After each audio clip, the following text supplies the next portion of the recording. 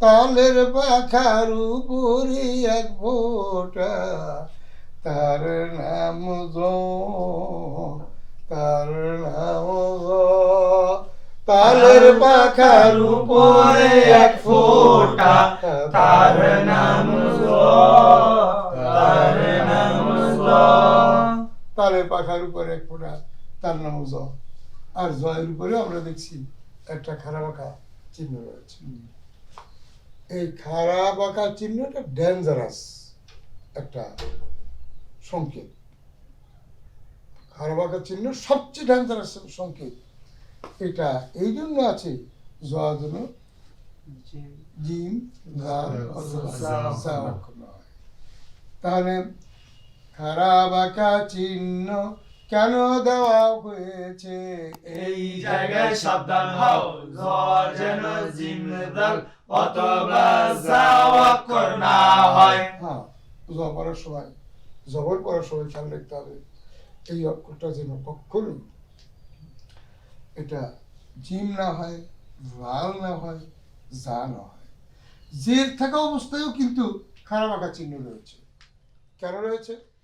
এই জায়গায় সাবধান হও, জ যেন জিম দাল অথবা জা অক্ষর না হয়। হ্যাঁ, জ আমরা কোরআনে, আমাদের কোরআনে, বৈজ্ঞানিক পদ্ধতি কোরআন শিক্ষার কোরআনে যত জ পাবো প্রত্যেকটা জয়ের উপরে একটা খারাপ আঁকা চিহ্ন রয়েছে।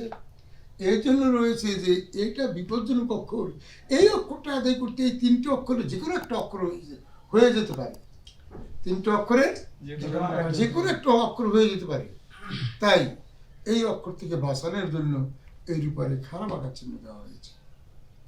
আমরা কখনোই অসতর্ক থাকবো না, সতর্ক হব এবং জীবনে যেমন করেই হোক জকে শুদ্ধ করব। এই তিনটে অক্ষর থেকে বাঁচাবো। এই তিনটে অক্ষর যেন নেওয়া হয়।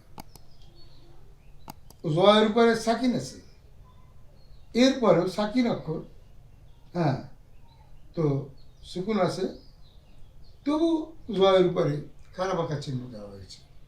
কত বলো তো দেখি কেন?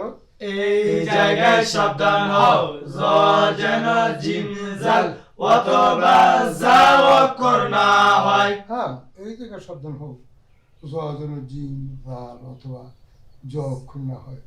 তাহলে খারাপ আঁকা চিহ্ন এতই জরুরি, যে অক্ষরের উপরে আছে সেই অক্ষরটাই অন্য অক্ষর হয়ে যেতে চায়, সেই অক্ষরটাই অন্য অক্ষর আদায় হয়ে যেতে চায়। সুতরাং এখান থেকে আমাদের রক্ষা পেতেই হবে, সাবধান থাকতেই হবে।